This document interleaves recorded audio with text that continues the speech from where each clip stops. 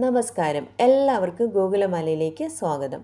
പാർവതി ദേവി മുക്കുവന്റെ മകളായി മാറിയ ഒരു കഥ ഉണ്ട്. അതിങ്ങനെയാകുന്നു. പരമശിവൻ എല്ലാ ദിവസവും വേദങ്ങൾ പാർവതി ദേവിക്ക് പറഞ്ഞു കൊടുക്കുമായിരുന്നു. എല്ലാ പുണ്യഗ്രന്ഥങ്ങളിലെയും ഇനി നടക്കാൻ പോകുന്ന കാര്യങ്ങളും പാർവതി ദേവിക്ക് വളരെ മനസ്സിലാകുന്ന രീതിയിൽ തന്നെയായിരുന്നു അദ്ദേഹം പറഞ്ഞു കൊടുത്തുകൊണ്ടിരുന്നത്. എന്നാൽ ഒരു ദിവസം പാർവതി ദേവിക്ക് ശിവന്റെ വിശദീകരണം വിരസമായി തോന്നുകയും ദേവിയുടെ ഏകാഗ്രത നഷ്ടപ്പെടുകയും ചെയ്തു. ദേവിയുടെ ഏകാഗ്രത നഷ്ടപ്പെട്ടതായി മനസ്സിലായ ശിവഭഗവാൻ തൻ്റെ തൃക്കണ്ണ് തുറന്ന് ദേവിയെ ശപിക്കുന്നു. അതിങ്ങനെയായിരുന്നു: നീ എന്നെ ശ്രദ്ധിക്കുന്നില്ല, അതിനാൽ ഞാൻ നിന്നെ ശപിക്കുന്നു. നീ ഒരു മുക്കുവ സ്ത്രീയായി മനുഷ്യ അവതാരം എടുക്കണം. ശാപം എപ്പോഴും ഒരു ശാപം തന്നെയാണ്. അതിനാൽ പാർവതി ദേവിക്ക് ഭൂമിയിലേക്ക് ഇറങ്ങേണ്ടി വന്നു. ദേവി 4 വയസ്സുള്ള ഒരു പെൺകുട്ടിയുടെ രൂപമെടുത്തു. ദേവി ഒരു മരത്തിൻ്റെ ചുവട്ടിൽ പ്രത്യക്ഷപ്പെട്ടു. കൊച്ചുകുട്ടി അതീവ സുന്ദരിയായിരുന്നു. ആ പ്രദേശത്തെ പ്രധാന മത്സ്യത്തൊഴിലാളിയായ ഒരു മുക്കുവൻ ദേവിയെ ദത്തെടുത്തു. തൻ്റെ വാത്സല്യവും സ്നേഹവും അദ്ദേഹത്തിൻ്റെ എല്ലാവിധ ആശീർവാദത്തോടും കൂടി ദേവി ആ മുക്കുവക്കുടലിൽ വളരുവാൻ തുടങ്ങി. മീൻപിടുത്തക്കാരൻ ദേവിക്ക് പാർവതി എന്ന പേരും നൽകി.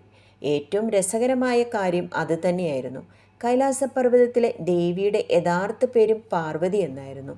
ഇതിനിടയിൽ മഹാദേവന്റെ സ്ഥിതി വളരെ പരിതാപകരമായ അവസ്ഥയിലേക്ക് മാറി. ഇത് കണ്ട നന്ദി ഭഗവാന് സങ്കടം തോന്നുകയും അദ്ദേഹത്തോട് ചോദിക്കുകയും ചെയ്തു: അങ്ങേക്ക് എന്തുകൊണ്ട് പാർവതി ദേവിയെ ഇവിടെ തിരിച്ചു കൊണ്ടുവന്നുകൂടാ?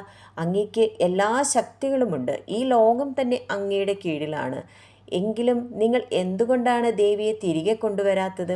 പരമശിവൻ മറുപടി പറഞ്ഞു: ഇല്ല, എനിക്കതിന് കഴിയില്ല. ദേവി ഒരു മുക്കുവനെ വിവാഹം കഴിക്കാൻ പോകുന്നുവെന്ന് വളരെ വ്യക്തമായി കാണുന്നു. ദേവിയുടെ വളർച്ചയുടെ ഘട്ടമാണ് ഇപ്പോൾ തുടങ്ങുവാൻ പോകുന്നത്. നന്ദി പറഞ്ഞു: അങ്ങ് കഷ്ടപ്പെടുന്നത് എനിക്ക് കാണാൻ കഴിയില്ല. ഇത് അസഹനീയമാണ്. ഞാൻ അങ്ങയുടെ പ്രശ്നം പരിഹരിക്കാം. ശിവഭഗവാൻ അത്ഭുതത്തോടുകൂടി നന്ദിയോട് പറഞ്ഞു: ഓ, അങ്ങനെയോ? എങ്കിൽ ദയവായി അങ്ങ് ഈ പ്രശ്നം പരിഹരിക്കൂ. നന്ദി തിമിംഗലത്തിൻ്റെ രൂപമെടുത്തു. മുക്കുവർ സാധാരണ പോകുന്ന സ്ഥലത്തേക്ക് തന്നെ പോയി. എല്ലാ ദിവസവും മത്സ്യത്തൊഴിലാളികൾ അവരുടെ ചെറിയ വള്ളത്തിൽ മീൻ പിടിക്കുവാൻ പോകും. അതിനുശേഷം ആ മത്സ്യം വിറ്റ് കിട്ടുന്ന രൂപ കൊണ്ടാണ് അവർ കഴിഞ്ഞു പോന്നിരുന്നത്. ഈ കൂറ്റൻ തിമിംഗലം മത്സ്യത്തൊഴിലാളികളെ അധികമായി ശല്യപ്പെടുത്തുവാൻ തുടങ്ങി. കൂടാതെ അവർ പിടിക്കുന്ന ചെറുമീനുകളെല്ലാം അത് കഴിക്കുവാനും തുടങ്ങി. മത്സ്യത്തൊഴിലാളികൾക്ക് എന്ത് ചെയ്യണമെന്നറിയാതെ ആകെ ദുഃഖിതരായി തീർന്നു. അവർ തങ്ങളുടെ സമുദായത്തിലെ പ്രധാനിയായ, അതായത് പാർവതി ദേവിയുടെ വളർത്തുപിതാവിൻ്റെ അടുത്ത് വന്ന് തങ്ങൾ നേരിടുന്ന ദുരനുഭവം പറഞ്ഞു. അദ്ദേഹം പറഞ്ഞു: ഞാനും നിസ്സഹായനാണ്. ഇനി നമുക്ക് ഈ തിമിംഗലത്തെ എന്ത് ചെയ്യുവാൻ കഴിയും? അപ്പോൾ അദ്ദേഹത്തിൻ്റെ തലച്ചോറിലൂടെ ഉജ്ജ്വലമായ ഒരു ആശയം മിന്നിമറഞ്ഞു. തിമിംഗലത്തെ കൊല്ലാൻ ആർക്കെങ്കിലും കഴിയുമോ? അയാൾക്ക് ഞാൻ എൻ്റെ മകളെ വിവാഹം ചെയ്തു കൊടുക്കും. ഇത് എൻ്റെ വാഗ്ദാനമാണ്. എൻ്റെ മകൾ അതീവ സുന്ദരിയാണ്. നിരവധി മത്സ്യത്തൊഴിലാളികൾ തിമിംഗലത്തെ കൊല്ലാൻ ശ്രമിച്ചത് വൃഥാവിലായിപ്പോയി. അയ്യോ, അതിനെ കൊല്ലുന്നതിന് പകരം പലരെയും തിമിംഗലം വിഴുങ്ങുകയും ചെയ്തു. അവരെല്ലാം തോറ്റുപോയി. അപ്പോഴേക്കും തിമിംഗലത്തെ ആളുകൾ ഭയന്നു തുടങ്ങിയിരുന്നു. അവശേഷിക്കുന്ന മത്സ്യത്തൊഴിലാളികൾ അതിനടുത്തേക്ക് പോകാൻ ധൈര്യപ്പെട്ടില്ല.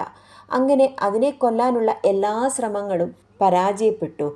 ഇപ്പോൾ അവർ മുമ്പത്തേക്കാൾ കൂടുതൽ ദുരിതത്തിലേക്ക് മാറി.